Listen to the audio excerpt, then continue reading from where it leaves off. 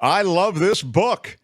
It's called The Joy of Costco, a treasure hunt from A to Z, and the authors are with us, both of them.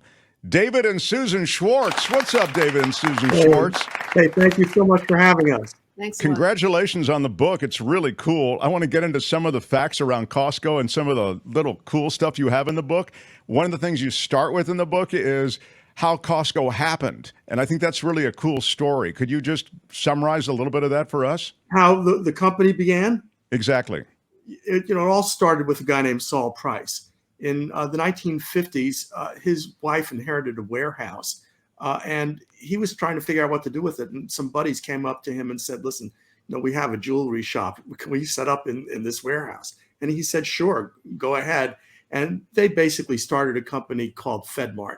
And this company grew in the American Southwest for many years. In 1976, it was bought by a German company. And Saul and his son, Robert, tried to figure out what to do next. And they came up with the idea, the prescient idea of a membership club devoted to retail that would be in a warehouse they bought in San Diego. And they called that Price Club. And they started Price Club in 76.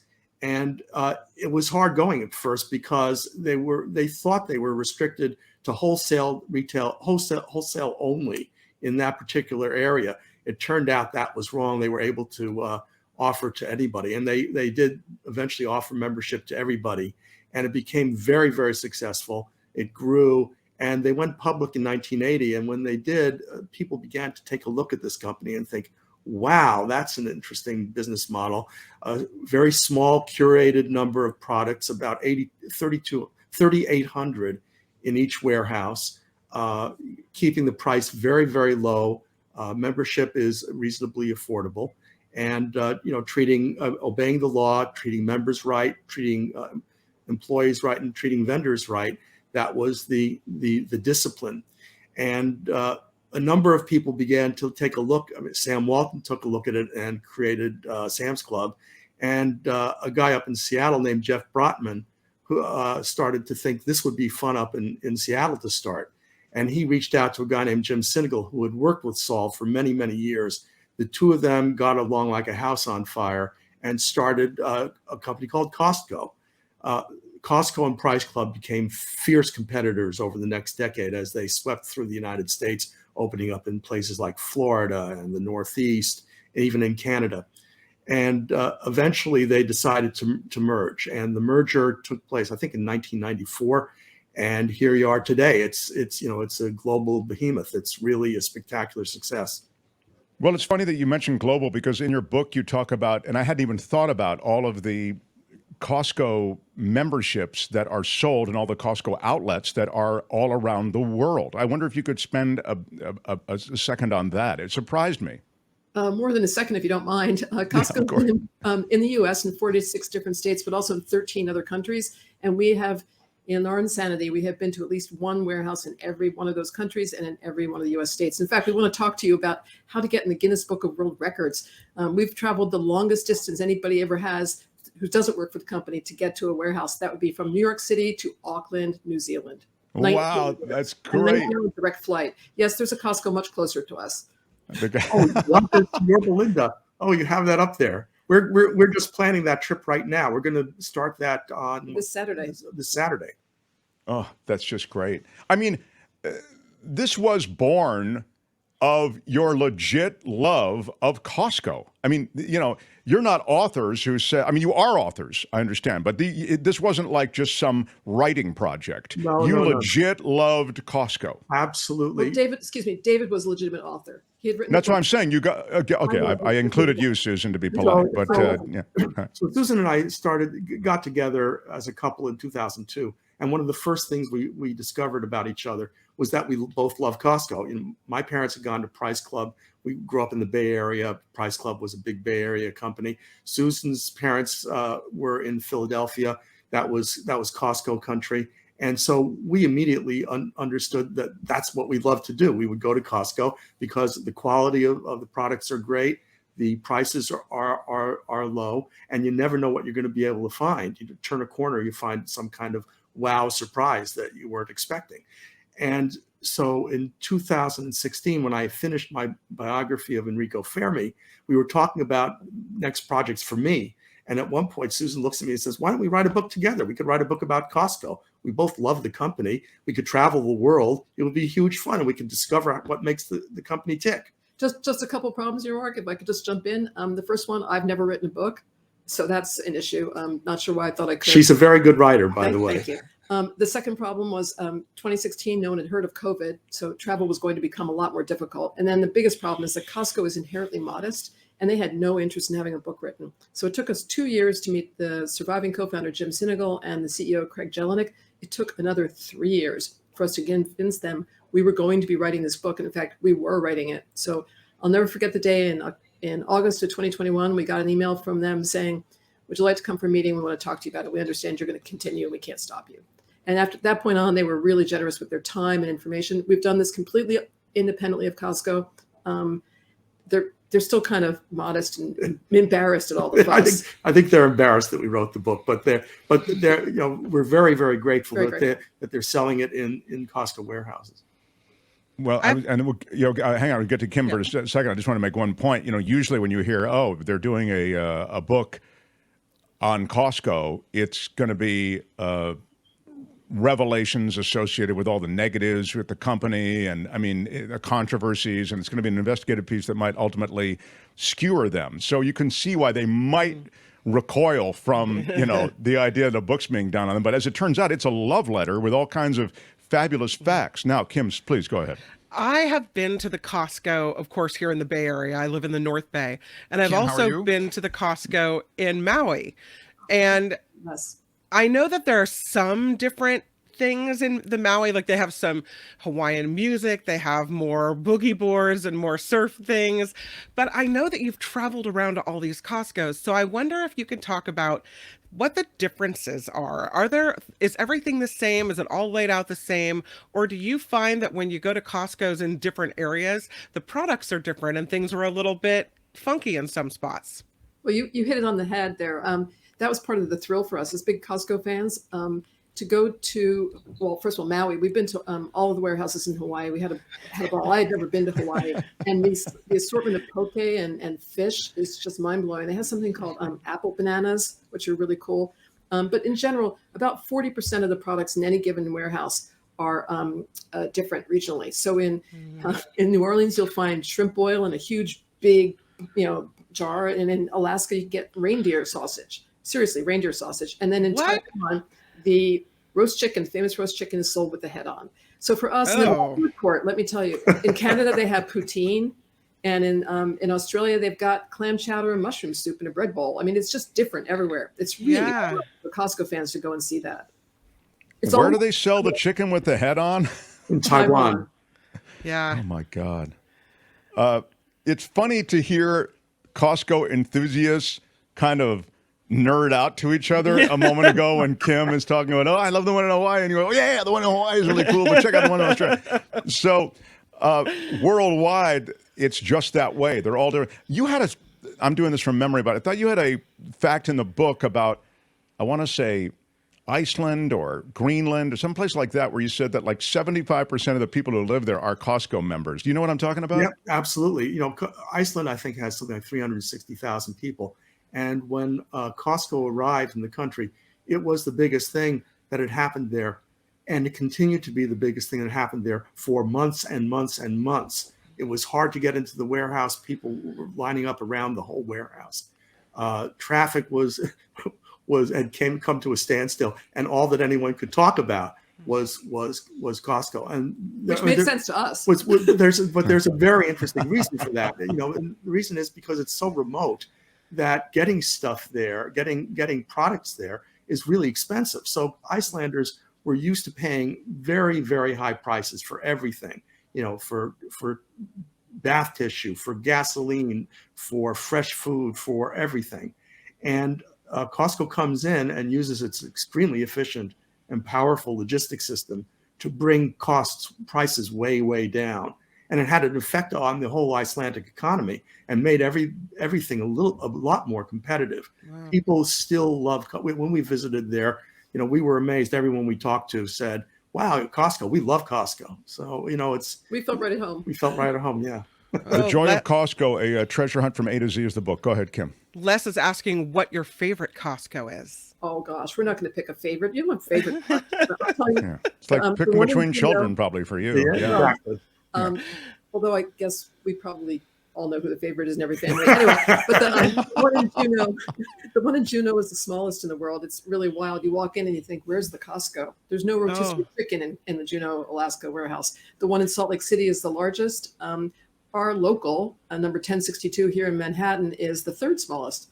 And the second smallest is in Seoul. But I think one that's really, really unique would be, well, obviously Maui, because the view is amazing. But one that's really unique would be Mexico City, the Santa Fe warehouse. Not Mexico, New Mexico, but Mexico, the country. And this is built on the edge of a large national park in the gorge. And half of the cost of this construction was the rooftop, which is open to public because it has a contemplative garden and a skateboard park and sports fields. So Costco just, whatever the cost was to build the warehouse, they doubled it voluntarily so that the public could have use of all these amazing facilities. Oh, that's cool. That is super cool. Another thing is you get special food there. And also in Mexico, they sell the hot dogs. You could put pickled jalapeno peppers on them from a dispenser. With unlimited numbers of them. They're really good. Do you have any Costco secrets? I'm sorry, Mark. I read the book. Let me ask the questions. Secret. I want the secret. All of a sudden, Kim's quiet for the whole show, Tony. I have a pair of Costco experts here, and I need them. Even get a word. Now. She says nothing for every show. She just sits there. Why are you yelling? And all of a sudden, I can't shut her off. Kim, how are you? I'm sorry, Schwartzes, that you had to even hear that. Right. But yes, Mark, you'll like the answer. We do have a secret, and we're not telling you. And the answer is, what's secret about the pumpkin pie? We stumbled on something, and I'm special. And in part of our touring around and being escorted by Costco employees, and so we wrote to the CEO and said, we found this thing out. We're guessing you don't want us to talk about it. And he said, let's just keep it between us. So it's going to the grave. Oh, okay. But there are some secrets in the book, and I'm just kind of going from memory. But when I went, oh, that's cool. Like, I was curious where all the Kirkland products are made. And you answer that in your book, I believe. Isn't that right? Well, they're made all over the place, and some of them are co-produced with, brand names that you would know. But, for one reason or another, the producer doesn't care or want to be identified alongside Costco. There are cases where, they are co-produced and people can see it, like Jelly Belly and Kirkland Signature have this vast jar of jelly beans. But they co-produce a lot with major manufacturers. The wines, for example, may be Kirkland Signature wines may come from some of the most famous vineyards in the world. It may be just excess that the vineyard itself doesn't want to bottle for whatever reason.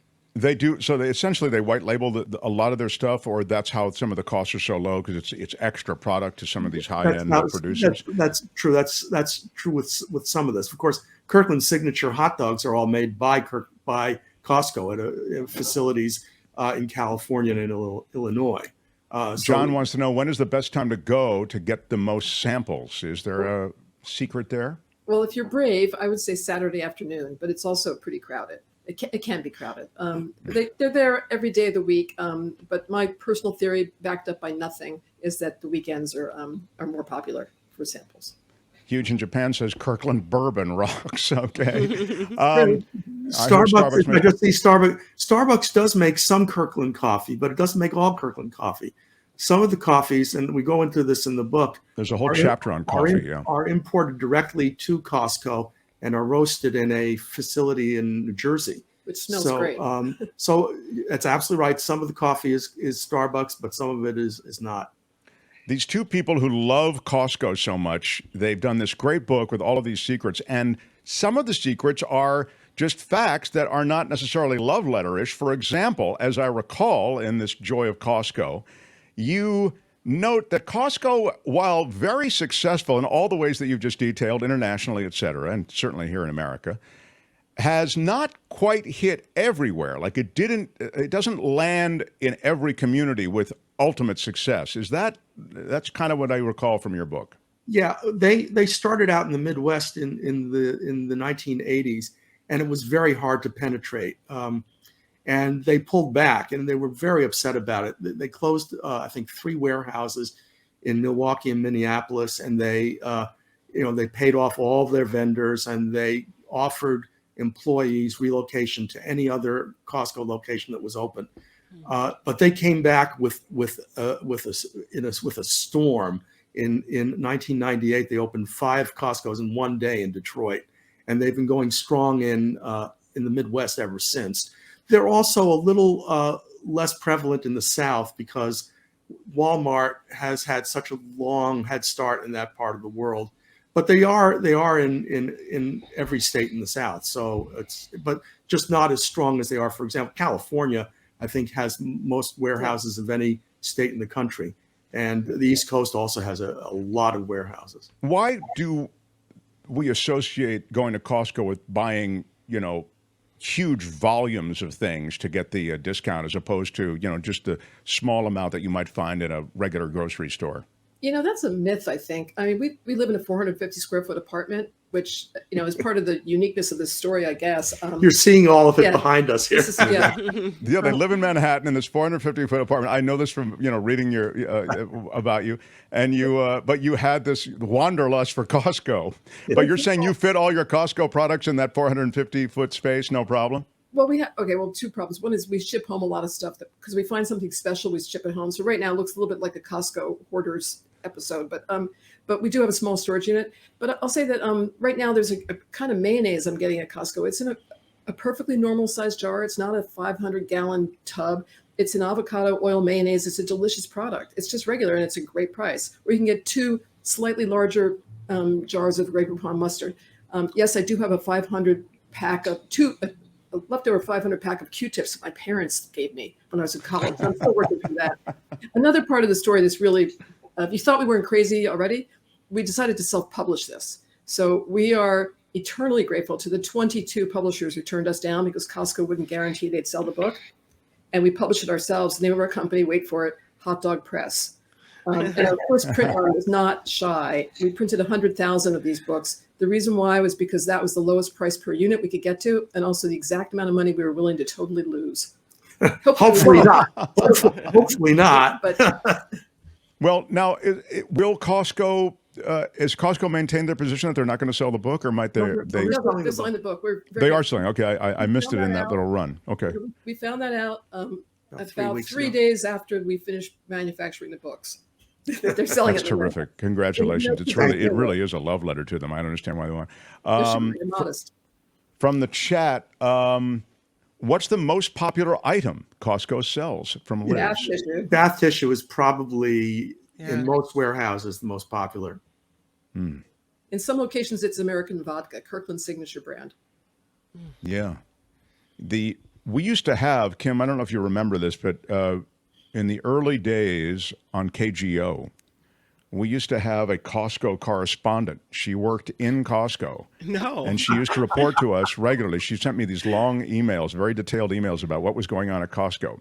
And the reason it became particularly relevant was when COVID hit, everybody was descending on COVID for what you were talking about. That's what made me think of it, the toilet tissues and other stuff.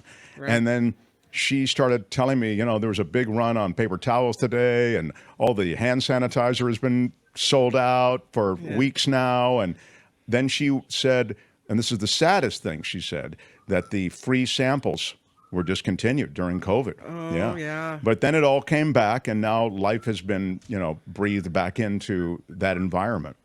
But the idea somehow that Costco is a warehouse that you can buy a bunch of stuff, I think that's morphed into it just being sort of a living and breathing Amazon.com. You can get anything there, and you can get it at a lower price. And you mentioned in the book, that's sort of one of the directives that they set out, that they had almost a mission directive, didn't they? Yeah, it's very different from Amazon in one way. Amazon will literally sell anything. Costco, as David said, is very, very strict and disciplined, very highly curated. They sell only 3,800 items, which is one of the reasons we were so delighted they're willing to sell our book. And the pricing is at most only 14% above cost. So that's just really unique. And back to COVID for a second, Costco does the right thing when no one's looking. And one of the things they did is a great example of this is during COVID, people my age or older, or anybody who had an underlying health condition got full pay to stay home. People who did go to work got time and a half. And I can tell you there are a lot of other companies that don't do that. Really generous. Yeah, but they do. They're not. They say they're not altruistic about it. It's just good business, and the turnover rate reflects this. The employees are treated incredibly well, and they stay. If you make it at Costco for a year, not that it's hard to do, but if you last a year, the turnover rate is less than 9%. Wow, it's extraordinary. Extraordinary. I know it's supposed to be a discount of a discounted warehouse. You get things for cheaper, but I can't get out of that place for under $200. And I'm wondering what's the most, as you've traveled around to all these Costcos, what's your highest receipt? What's the most you've ever spent when you walked out of a Costco? Oh gosh. Well, I can tell you one thing that was insane that we ended up buying. Susan is incredibly indulgent to me. We're walking around the Taiwan warehouse, and Susan wanders off, and I'm standing there with the cart in the liquor department. And there's a 1.75 liter bottle of Glenmorangie Scotch, really good Scotch, for $55. It's basically half price for a Gigundo bottle of this stuff. It'll last you a while. We put it in the cart and schlepped it home. No, excuse me, we did not put it in the cart. I returned a few minutes later. I looked in the cart and said, "Wow, we travel with carry-on luggage. What do you plan to do with that?" And so we did. Once we bought a really large suitcase, and then once we did that, we were off to the races. We filled it with all kinds of Taiwanese snacks and lots of fun stuff, and we took it as we checked it on. So of course, that's the fun of it, right? You've got to bring it back. Well, is that the most expensive thing? Biggest thing we bought? The most expensive thing I've ever gotten were my hearing aids, which I'm delighted to tell you. Anybody can get a free hearing test at Costco. You don't have to be a member. You just need to make an appointment. I can now eavesdrop in another state. It's just fantastic. And they were $1,500. Well, you talk about that in the book, the fact that hearing aids are, by whatever metric they measure, some of the best hearing aids and hearing aid programs are there at Costco. And I'll tell you this last thing, not to make this, not to pile onto the love letter, but just this past week, I was sitting in a poker game next to this guy, and he starts talking to me, and he runs the fourth biggest lens maker factories in the world. There are 4 of them apparently, and he runs the 4th biggest. And I said, well, what's the best place to get glasses? Just a price. It's also crazy with Luxottica essentially having a monopoly on the market. He said, if you really want to know, probably the best place to get eyeglasses, good quality work, and it's not expensive, is Costco. Yep. So there you go. There you are. You're Your legend is part of the growing legend of Costco, and you lay it all out in the book, and it's really fun. There's just a lot of facts and factoids, and the book is The Joy of Costco. It's a great run, a treasure hunt from A to Z, and you do kind of break it out that way. It's funny how much, and in our last minute, has really informed our life. I feel like many of us have spent many an hour in Costco. I think all of the television sets in my house come from Costco. And they have this vibrant electronics section as well, don't they? Oh, absolutely. It's the first thing you see when you come in. They call it the major section because it's major appliances and electronics. And it's there, it's there up front because, it's just such a dazzling way to enter the store. Everything's in color. It's all flashing, and all the videos are going on. And it's really fun to come in that way. We all of our computers come from Costco. All of everything except for David came from Costco. But the point is, it's a decent company. They do the right thing, and the more we learned about them, the happier we felt. And they do all this, and they make money. They don't make as much as they could. So the hot dog, they could charge more for that than they do. It's a great story. It takes some discipline, but to me, it's a feel-good story about what you can do as a decent company. It is. The Joy of Costco, a treasure hunt from A to Z. David and Susan Schwartz, congratulations. Thanks for being with us. Appreciate it. Hi, it's Mark, and I thought that was great. Hit the notification bell. You'll know whenever there's a new video being dropped, and please subscribe to our channel to help us save the universe.